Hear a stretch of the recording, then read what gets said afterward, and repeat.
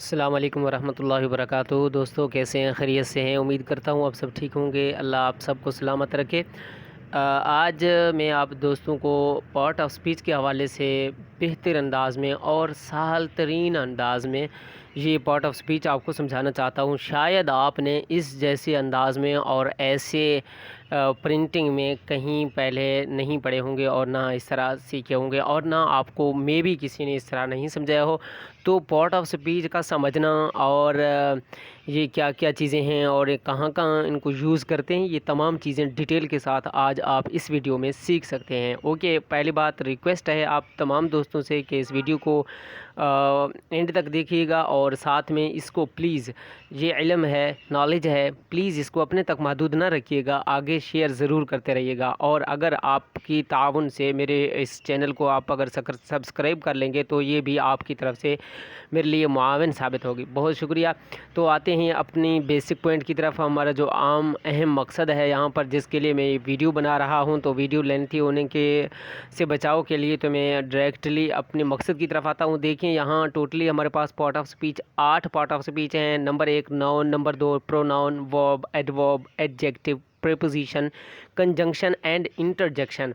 Okay, noun क्या है? Noun इसको हम अपनी ज़बान में नाम कहते हैं। किसी चीज़ का भी नाम को इंग्लिश में नाउन कहते हैं और उर्दू में इसको हम इसम भी कहते हैं, इसम। तो ये नाउन क्या है, इसकी क्या डिफिनेशन है? देखें, a noun names a person, place और अ थिंग। अ नाउन, एक नाउन, नेम्स नाम होता है, अ पर्सन किसी आदमी का, प्लेस किसी जगह का, और अ थिंग या किसी चीज़ का नाम होता है। यानी कोई भी नाम हो इंग्लिश में उसको नाउन कहते हैं। एग्जांपल मिसालें देखें, अली हो गया, कैट हो गया, डॉग हो गया, स्टूडेंट। तो ये तमाम चीज़ें नाम हैं। आगे देखें, इसको हम सेंटेंस में कैसे यूज़ करेंगे। अली इज़ गोइंग, तो यहाँ पर जो नाउन है इस सेंटेंस में उसको हमने रेड कलर दे के मज़ीद इसको वाज़े कर दिया है आप तमाम दोस्तों के लिए। देखें, अली इज़ गोइंग, अली यहाँ पर नाउन है, अली जा रहा है, अली नाउन है। ओके, नाउन के हवाले से तो ये हुआ आपके लिए क्लियर। अब हम देखते हैं प्रोनाउन क्या है। प्रोनाउन भाई नाम की जगह जो हम अल्फाज इस्तेमाल करते हैं, जैसे हम कहते हैं अली बहुत मेहनती लड़का है, वो बहुत देर तक पढ़ता रहता है, वो सुबह सवेरे उठता है। अब पहली बात तो हमने अली नाम लिया उसका, उसके बाद हम वो कह रहे हैं अली को, तो वो नाम की जगह जो लफ्ज़ हम इस्तेमाल करते हैं उसको प्रोनाउन कहते हैं। देखें, pronoun replaces the name of a person, place और अ थिंग। ये नाम की जगह इस्तेमाल होता है। किस चीज़ के नाम की जगह? पर्सन आदमी, प्लेस जगह, या किसी चीज़ के नाम की जगह जो लफ्ज़ हम इस्तेमाल करते हैं उसको प्रोनाउन कहते हैं। एग्जांपल देखें, ही वो एक मर्द, शी वो एक औरत, इट ये कोई चीज़, वी हम, हर उसकी। देखिए अब इसकी example, I am teaching, I am teaching. अब यहाँ देखिए आई को मैंने रेड कलर दे के इसको मज़ीद वाज़े कर दिया कि यहाँ इस सेंटेंस में जो प्रोनाउन है वो आई है। ओके, आगे आते हैं, वर्ब क्या है? वर्ब जिसको हम काम कहते हैं, उर्दू में फ़ेल कहते हैं, या इंग्लिश में इसको वर्ब कहते हैं, काम। फॉर एग्जांपल जाना, उठना, बैठना, सोना, लेटना, ये तमाम चीज़ें काम है, इंग्लिश में इसको वर्ब कहते हैं। A verb describes an action. एक वर्ब्स किसी काम को ज़ाहिर करता है, किसी एक्शन को वाज़े करता है। एग्जांपल मिसालें देखें, गो मीनिंग जाना, स्पीक मीनिंग बोलना, रन मीनिंग दौड़ना, फील महसूस करना, कट काटना। We are speaking English. अब यहाँ इस सेंटेंस में स्पीकिंग जो बोलना इसका माना है, इसको हम वर्ब कहते हैं। वी आर स्पीकिंग इंग्लिश, हम इंग्लिश बोल रहे हैं।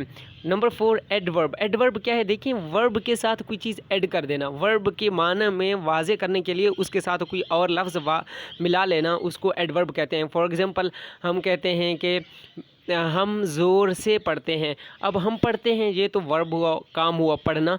ज़ोर से पढ़ना, ये पढ़ने के साथ ज़ोर वाला लफ्ज़ ऐड कर देना, इसको हम एडवर्ब कहते हैं। देखिए एग्जांपल, लाउडली, लेट, सोन, अर्ली। एग्जांपल में sentence example, he is studying loudly, वो ज़ोर से पढ़ रहे हैं। ही इज़ स्टडिंग लाउडली, वो ज़ोर से पढ़ रहा है। अब लाउडली जिसको मैंने रेड कलर किए हुए है, तो ये एडवर्ब है। एडजेक्टिव क्या है भाई? देखें, वर्ब के साथ कोई मीनिंग इजाफा करने के लिए या वाज़े करने के लिए उसको जो हम वर्ब यूज़ करते हैं, उसके साथ जो अल्फाज मुत्तसिल करते हैं, लगाते हैं, उसको एडवर्ब कहते हैं। और नाउन के साथ जो उसके माना में हम मज़ीद वजाहत के लिए जो लफ्ज़ ऐड करते हैं उसको हम एडजेक्टिव कहते हैं। जैसे an adjective describes an action a condition of a noun और प्रोनाउन। नाउन या प्रोनाउन के हालत को ज़ाहिर करने के लिए उसकी मज़ीद वजाहत के लिए जो हम अल्फाज ऐड करते हैं उनको कहा जाता है एडजेक्टिव। उर्दू में या अरबिक में इसको हम इसमें सिफ्त कहते हैं, इसमें सिफ्त। ओके, देखें इसकी एग्जांपल रेड लाल, beautiful, long, blue, tall. Okay, example में आते हैं Ali has a red pen. अब Ali has a pen, Ali के पास एक पेन है, पेन तो हुआ नाउन, लेकिन हमने इसकी मज़ीद वाज़े करने के लिए इसकी मीनिंग को हमने कहा रेड पेन है, उसकी कलर जो है ना वो रेड है, तो ये रेड पेन के माना को मज़ीद जो वाज़े कर रहा है इसको कहा जाता है एडजेक्टिव। ओके, आगे देखें preposition. What is a preposition?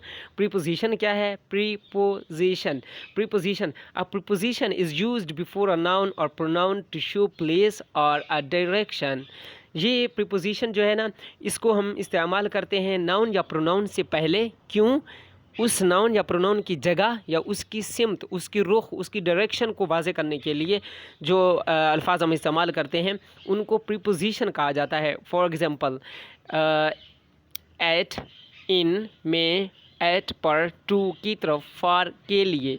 अब देखें she is going to school, she is going वो जा रही है, स्कूल टू स्कूल स्कूल की तरफ जा रही है, मतलब वो मार्केट की तरफ नहीं जा रही, वो कहीं हॉस्पिटल नहीं जा रही, बल्कि she is going to school. हम शी की यानी उस औरत की डायरेक्शन, उसके रुख मुतय्यन कर रहे हैं टू लगाकर, जो कि एक नाउन से पहले हमने इसको लगाया है। स्कूल इट्स अ नाउन, ये एक नाउन है, इससे पहले हम टू लगाकर उसकी डायरेक्शन को वाज़े कर रहे हैं कि शी वो इस वक्त स्कूल जा रही है। आगे आते हैं conjunction. Conjunction in easy word connection, conjunction or conjunction join the words or group of the words। ये अल्फाज को मिलाने के लिए जो अल्फाज हम इस्तेमाल करते हैं, या अल्फाज यानी अल्फाज के मजमूए यानी सेंटेंसेस को, दो जुमले को मिलाने के लिए जो हम अल्फाज इस्तेमाल करते हैं उनको कंजंक्शन कहा जाता है। फॉर एग्जांपल एंड उर्दू में और, सो, पस, बट, लेकिन और या। जैसे हम कहते हैं मैं और उमर, अब मैं उमर इन दोनों को मिलाने के लिए जो लफ्ज़ और यानी एंड इस्तेमाल कर रहे हैं इनको कंजंक्शन कहा जाता है। इसी तरह I can speak English but, मैं इंग्लिश बोल सकता हूँ लेकिन मैं स्किप हो जाता हूँ, फ्लुएंसी स्पीकर नहीं हूँ। अब ये लेकिन जो बट का लफ्ज़ है ये भी कंजंक्शन है जो दोनों जुमलों को मिलाने के लिए हमारी मदद कर रहा है। ओके, आगे लास्ट एग्जांपल, इसकी एग्जांपल देखें सेंटेंस में हम इसको कैसे यूज़ करते हैं। Ali and Umar are working hard, Ali and Umar. अब अली को, उमर और वर्किंग हार्ड को अली के साथ मिलाने के लिए जो अल्फाज, जो लफ्ज़ हमारे लिए हेल्पर है उसको हम एंड के नाम से यहाँ पे ताबीर करते हैं, जो कि रेड कलर में है। अब ये एंड भी कंजंक्शन में से एक वर्ड है। ओके, आगे our last part of speech, last is interjection. What is interjection? भाई इंटरजेक्शन हमारे जज्बात को शो करने के लिए जो हम अल्फाज, जो हम अल्फाज निकालते हैं, जो हम आवाज़ें निकालते हैं, वाह, गुड, या वाह, या फू, जैसे हम कहते हैं है, ये इस तरह के अल्फाज जो हम अपने जज्बात को ज़ाहिर करने के लिए, अफसोस हो तो हम कहते हैं, या अगर हमें कोई तकलीफ़ हो तो हम कहते हैं। इसी तरह या हम कोई खुशी हो, हम किसी चीज़ पर खुशी का इजहार करें तो कहते हैं वाह वाह वाह वाह। अब वाह वाह कोई वर्ड तो नहीं है, लेकिन हम इसको जज्बात के इस्तेमाल के लिए, अपनी जज्बात को ज़ाहिर करने के लिए हम इस तरह के अल्फाज इस्तेमाल करते हैं। इनको इंग्लिश में इंटरजेक्शन कहा जाता है। इंग्लिश में इसकी डेफिनेशन देख लें, an interjection expresses the emotion. ये इंटरजेक्शन जो होता है वो हमारे जज्बात को ज़ाहिर करता है, उसको वाज़े करता है। एग्जांपल देखें, आहा, वाओ, फो, आहा, वी हैव लर्नड इंग्लिश। वाह, हम इंग्लिश सीख चुके हैं। जो आहा पहले है, इसको हम इंग्लिश वर्ड में, इंग्लिश अल्फाज में, इंग्लिश में इसको इंटरजेक्शन कहा जाता है, कहते हैं। ओके, हो गया। उम्मीद है आप अच्छी तरीके से पार्ट ऑफ स्पीच समझ चुके हैं। अगर कोई हेजिटेशन है तो प्लीज़ लिंक जो नीचे है उसमें मुझे आंसर कर दीजिएगा, ताकि मज़ीद बेहतरी के लिए आपको मज़ीद मैं वीडियो बना के आपको शेयर करता रहूँ। और साथ में जो भी इंग्लिश स्पोकन के हवाले से जो भी आपको हेजिटेशन है, जो मसाइल हैं, कोई टेंसेस नहीं समझ आ रहे, कोई एक्टिव पैसिव नहीं समझ आ रहे, कोई डायरेक्ट इनडायरेक्ट सब्जेक्ट का मसला है या कोई किसी मॉडल ऑक्सिलरी वर्ब के हवाले से आपको कोई मसाइल हैं या स्पीकिंग के हवाले से आप कोई मशवरा लेना चाहते हैं तो प्लीज़ मुझे गाइड कर दीजिएगा रिप्लाई करके, ताकि मैं आपको मज़ीद आगाह करूं कि मज़ीद इसको हम और वीडियोस बनाकर, ताकि मैं आपको अच्छी तरीके से गाइड कर सकूं। बहुत शुक्रिया, इजाज़त दीजिएगा, मिलते रहेंगे इंशाल्लाह। Thank you. तो आखिर में यही रिक्वेस्ट है आप दोस्तों से कि please share this video to your friend for increasing the knowledge. Okay, thank you, अल्लाह हाफ़िज़।